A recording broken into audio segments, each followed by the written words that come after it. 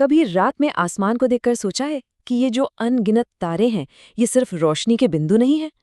सोचिए, क्या हो अगर हम उन्हें एक किताब की तरह पढ़ सकें, एक बहुत ही खास वर्णमाला का इस्तेमाल करके। ये अक्षर देखने में भले ही अजीब लगें, पर असल में ये एक रहस्यमय ब्रह्मांडीय कोड हैं, जो तारों के वो सारे राज खोल देते हैं जो सदियों से छिपे हुए हैं। और जानते हैं, इस साइंटिफिक कोड को याद रखने के लिए एक बड़ा ही मज़ेदार तरीका निकाला गया, जो इस विज्ञान में एक इंसानी एहसास जोड़ता है। तो सवाल ये उठता है कि इस अजीब से वाक्य का तारों से आखिर क्या लेना देना है। चलिए इसी के पीछे की शानदार कहानी में गोता लगाते हैं। तो चलिए समय में थोड़ा पीछे चलते हैं। बात है 19वीं सदी के आखिरी की, और जगह है हार्वर्ड कॉलेज ऑब्जर्वेटरी, जहां एक नई टेक्नोलॉजी एक बहुत बड़ी डेटा प्रॉब्लम खड़ी कर रही थी।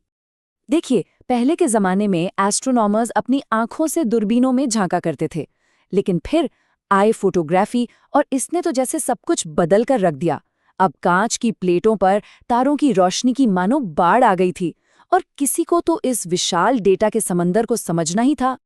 और इस बड़ी चुनौती से निपटने के लिए वहां के डायरेक्टर एडवर्ड चार्ल्स पिकरिंग ने एक टीम बनाई, एक ऐसी टीम जिसने खगोल विज्ञान का इतिहास हमेशा के लिए बदल दिया। पता है इन्हें क्या कहा जाता था? Harvard computers.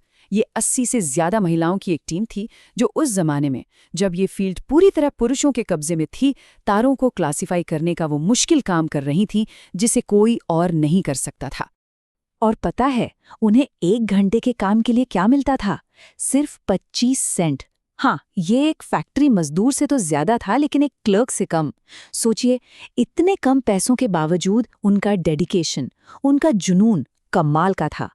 और इन्हीं कंप्यूटर्स में से एक थी एनी जंप कैनन, एक ऐसा नाम जिसने तारों के डेटा की उस पूरी उलझन को, उस अराजकता को एक बहुत ही सिंपल और खूबसूरत सिस्टम में बदल दिया।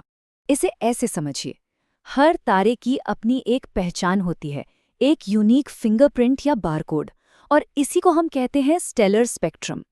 असल में यही उनकी असली पहचान है। देखिए, ये काम कैसे करता है। जब किसी तारे की रोशनी हम तक पहुंचती है ना, तो उसके एटमॉस्फेयर में जो एलिमेंट्स होते हैं वो इंद्रधनुष के कुछ रंगों को सोख लेते हैं। इससे स्पेक्ट्रम में काली काली लाइनें बन जाती हैं, और यही लाइनें हमें उस तारे की पूरी कहानी बता देती हैं। एनी जंप कैनन से पहले ना एक बहुत ही कॉम्प्लिकेटेड सिस्टम था, जिसमें 22 अलग अलग टाइप थे। बहुत कंफ्यूजिंग था। लेकिन उन्होंने हजारों लाखों प्लेट्स को स्टडी किया और एक कमाल की चीज नोटिस की कि असली चाबी तो टेम्परेचर है। बस फिर क्या था, उन्होंने पूरे सिस्टम को आसान बनाकर ये शानदार OBAFGKM सीक्वेंस बनाया, जो आज भी एस्ट्रोनॉमी की नींव है। तो चलिए अब थोड़ा फास्ट फॉरवर्ड करते हैं और देखते हैं कि कैनन के उस काम की विरासत आज मॉडर्न एस्ट्रोनॉमी को कैसे पावर दे रही है। जरा सोचिए, एक तरफ हार्वर्ड कंप्यूटर्स थीं जो कांच की प्लेटों और मैग्नीफाइंग ग्लास का इस्तेमाल करती थीं, और दूसरी तरफ आज उन्हीं के बनाए लॉजिक पर नटमार्ट जैसे पावरफुल सॉफ्टवेयर्स चलते हैं, जो लाखों तारों का एनालिसिस बस कुछ ही सेकंड्स में कर सकते हैं। ये जो नटमार्ट जैसे मॉडर्न टूल्स हैं ना, ये सीधे सीधे उसी लॉजिक के वारिस हैं जिसे कैनन और उनकी टीम ने तैयार किया था।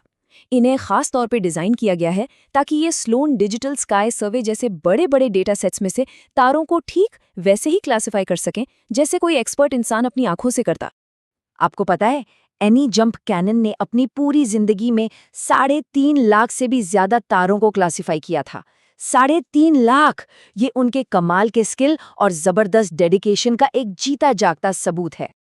तो ये सब इतना ज़रूरी क्यों है?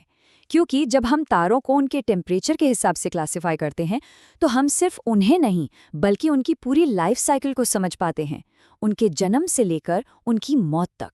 और सबसे ज़रूरी बात, ये OBAFGKM सिस्टम ही वो चाबी है जिससे ये पता चलता है कि ये पूरा यूनिवर्स और हम खुद जिन चीज़ों से बने हैं वो आखिर आईं कहाँ से। देखिए, जो सबसे गर्म O और B तारे होते हैं वो सुपरनोवा धमाकों में भारी एलिमेंट्स बनाते हैं, और हमारे सूरज जैसे जो ठंडे G तारे हैं वो हल्के एलिमेंट्स बनाते हैं। इसका मतलब क्या हुआ?